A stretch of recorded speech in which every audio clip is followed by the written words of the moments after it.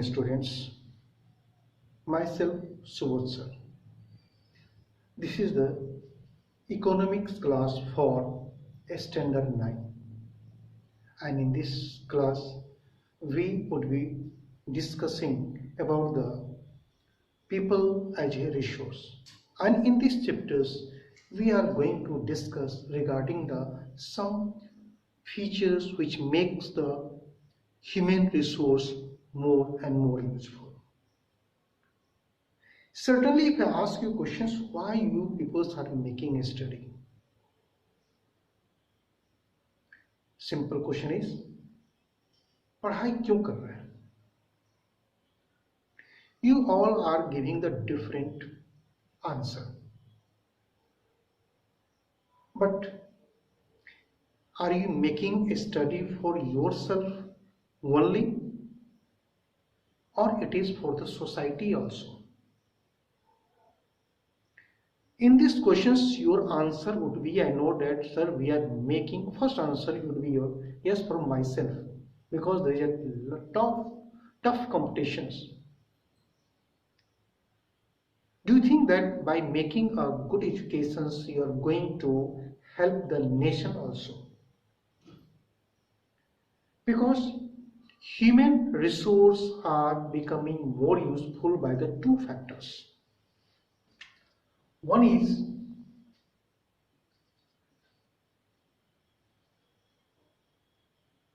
education, another one is health.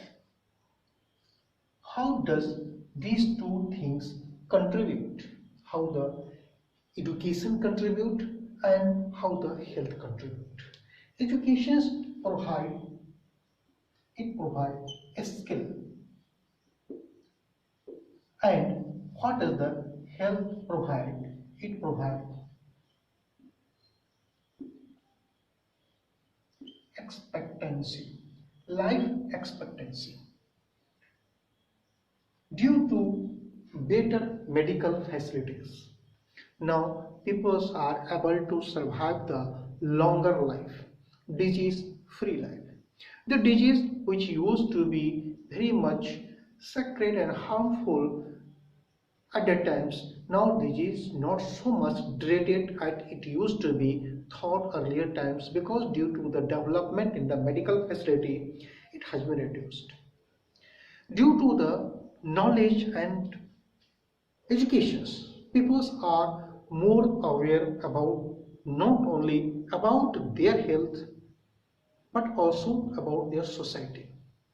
Country itself thinks that if they have the healthy and educated working peoples or working force that is considered between the age group 15 to 65, if they are healthy enough, they are going to impart more for the contribution of the national income.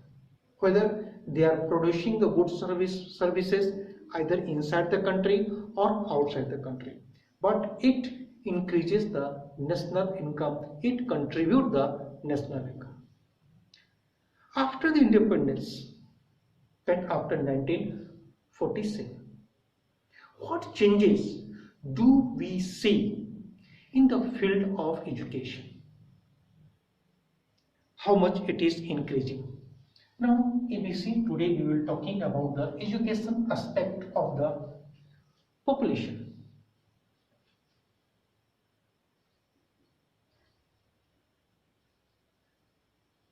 Education. In 1951. In 1951, the education rate was around the total education literacy rate, we can say. Total, we can say. Then we can write about the male. Then we can write about the female. In 1951, it was 18.33%. Total literacy rate was 18.33% in 1951. But the latest data that has come according to 2011 census, how much it is? It is 74.04%. The change that we are finding it, the same change that is seen the 1951, where the education or literacy rate was only 18.33%, it has increased and coming to 74.04% according to 2011 census. This data may change drastically. If we take out, it was around the 27%, we can say 27.16%, 27% the male literacy rate, and the female was much lower, 8.86%. Around 9%, around 27% literacy rate. But in 2011, the literacy rate has increased. And how? It is 82.14%, and the female is 65.46%. Both the male literacy rate, we are finding the change. We are finding the female literacy rate is increasing, and total literacy rate has also increased. 74.04%, if we take only the 74% people are literate, it means still there are 26% people who are illiterate. If we see the ratio data between the rural areas and the urban areas, the difference would be quite difficult. What is different would be, in the urban areas, the literacy rate is much higher than the rural areas. And if we see even the state-wise, you will have a wide gap between the literacy rate of the states also. For example, if we take the example of Kerala,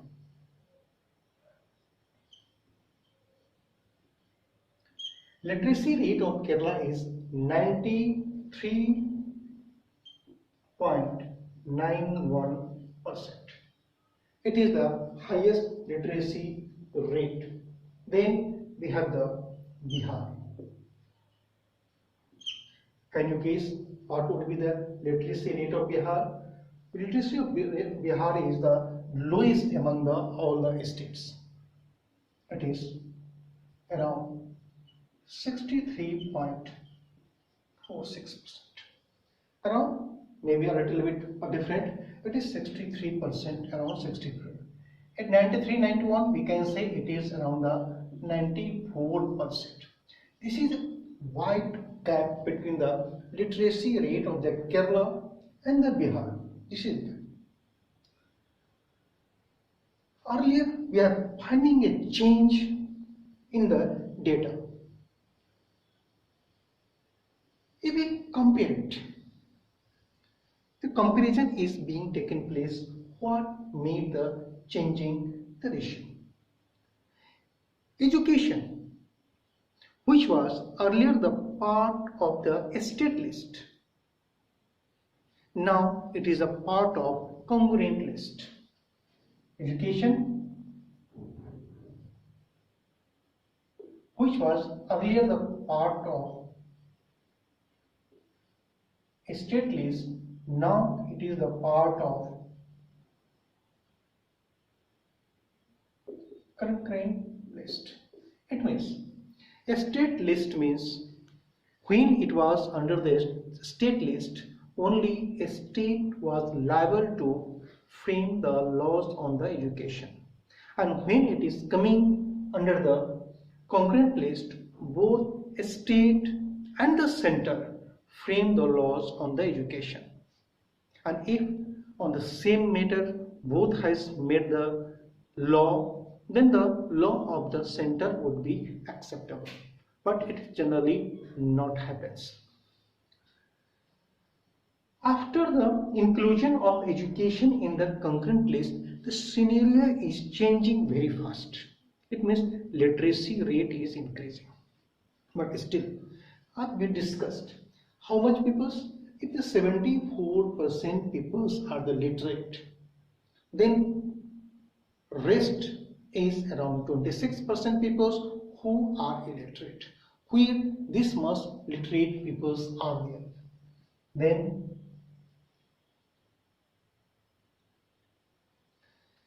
you would be amazed.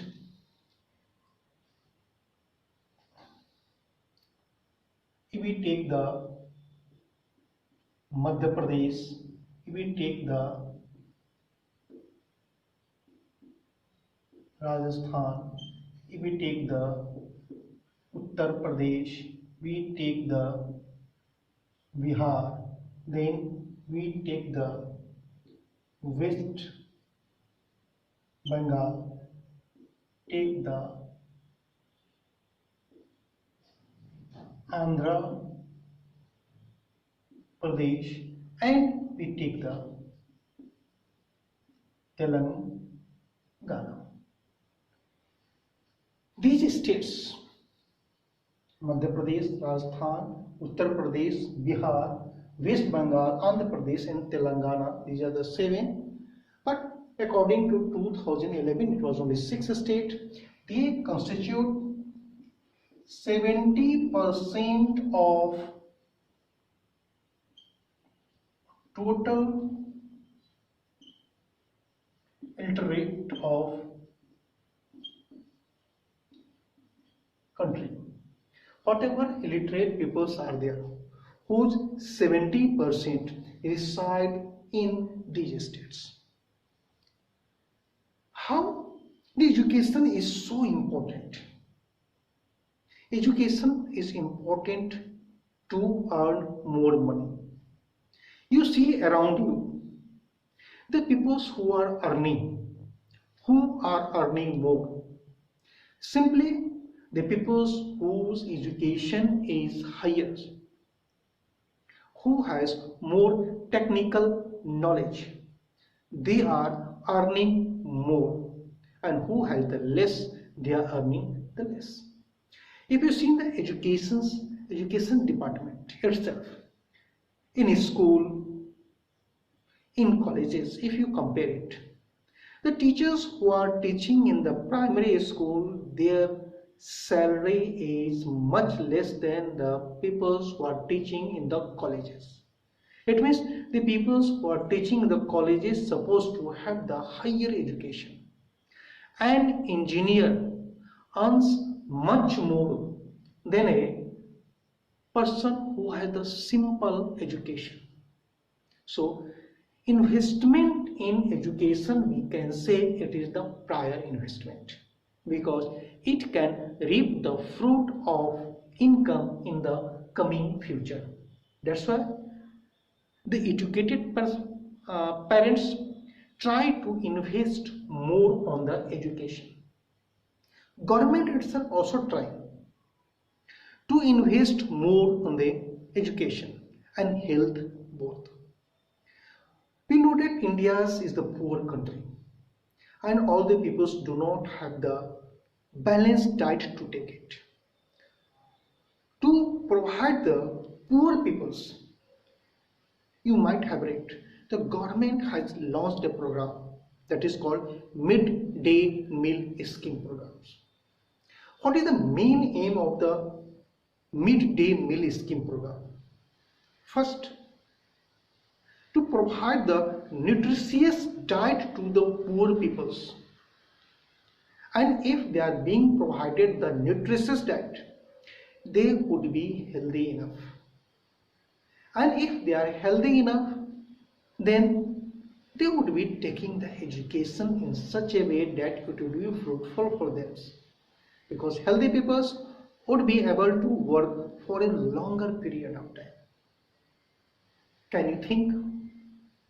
If just comparing it, I am asking to you, if the construction work is done in your house, and if you have been assigned to hire the laborers, to whom you will hire the laborers?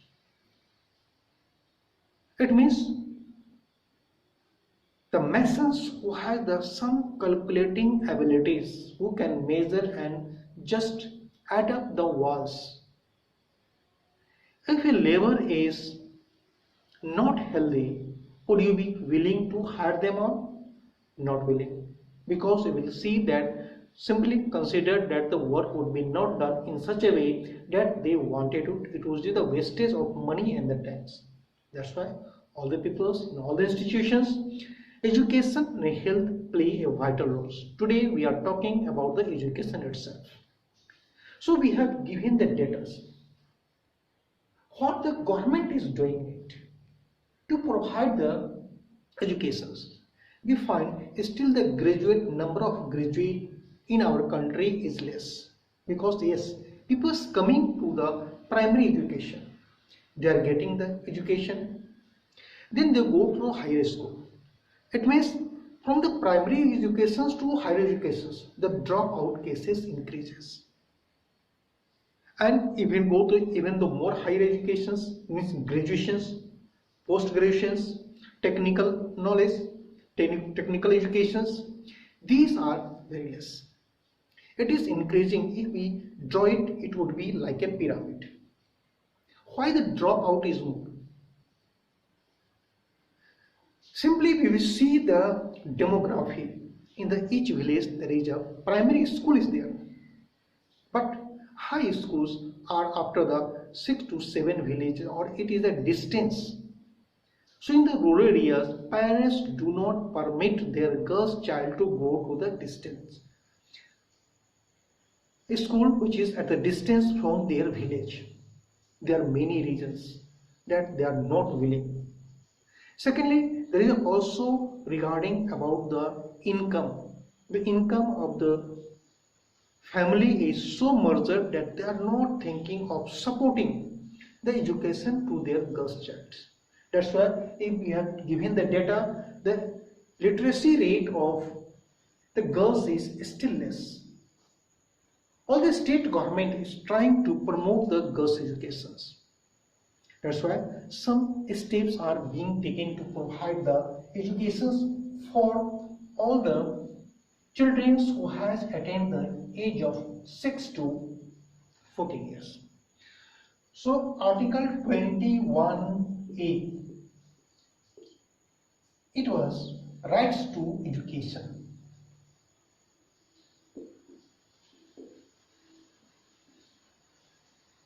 It became a fundamental right in 2002 by 86th Amendment of Indian Constitution.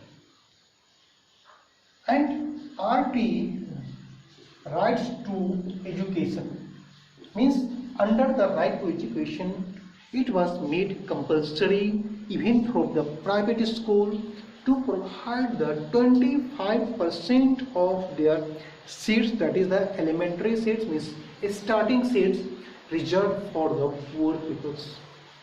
Government is paying for it, they have to take their admission. So RT is it from the 1st April 2010 it came into existence.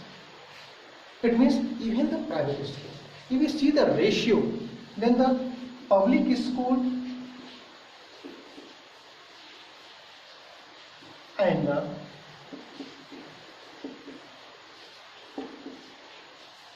private school ratio come 7:5. Public school has the different leadership, the central school, state school, local, at the local level school is there, and private school is owned and run by the private NGOs that we have. If you go to Kendriya Vidyalaya, if you go to the Navodaya Vidyalaya, it is a provision, made the provision that in each district there could be a Navodaya Vidyalaya. Why the Navodaya? It is a residential schooling system, and it was keeping in aim to provide the free educations to the poor peoples who are considered the SEBC, socially and educationally backward class. The government is trying, the reservation is being made in the private school, how much their initial state they have to keep 25% seats reserved for the poor students who are not able to go and they are not able to find a seat in the government school, then they have to accommodate it. Government would be paying for it at the center. Government is also increasing the number of schools and colleges for the higher educations. Let me see the central universities. It is 50 in numbers. Then we say state university, it comes 402 in numbers. Then we talk about the deemed university, it comes around 125 in numbers. Then we say the private university is comes 334. It may increase. Then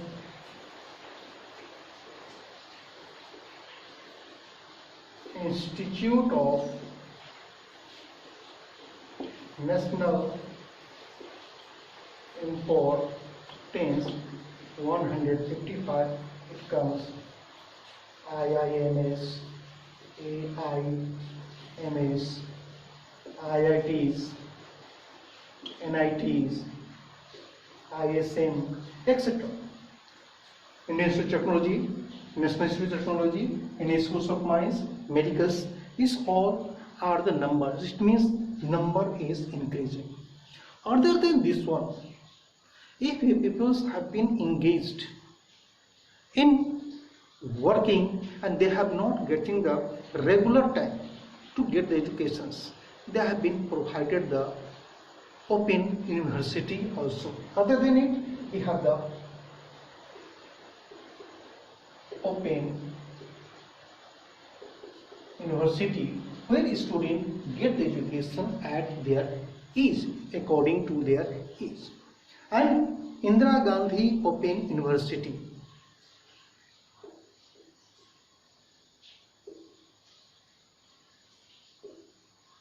you see, Indira Gandhi National Open University, in the term of student, it is the largest university in the world. So we are seeing it that the government is trying their ways to provide the educations even to college going. Then they are also providing the IITs, means technical informations. Then the Open University. Then we have the other university. They are also providing the school and colleges. The allocations of budget is also increasing. The government expenditure in education is also increasing very fast. And if we see the 1950 to 51, around 151 crores been spent on education. But if we see the 2020 and 21, it was 19,300 crores. 99,300 crore were spent on the education. But still, this ratio is very less. It is only around the 3% of the GDP. It is 3%. In some state means country, state means country, their allocations may goes to 4%, even more than the 4%. So India is still required to provide more allocation to the education, spreading the quality of education. And if the quality of education has increased, it would not only help the person who is getting the high quality educations, but also they support the society, and later on ultimately they help in the nation. Simply you can find a difference between where the illiterate peoples are assembled, where the literate peoples are assembled. How the illiterate and literate peoples are talking about themselves and about their society and nation. That's why in the human resource making a human resource a very vital things, more important things. It is necessary that the human resource must be educated one. The next video we would be discussing about the health one, how the health also support. So as far as the education is concerned, go through it and try to understand. Okay, bye.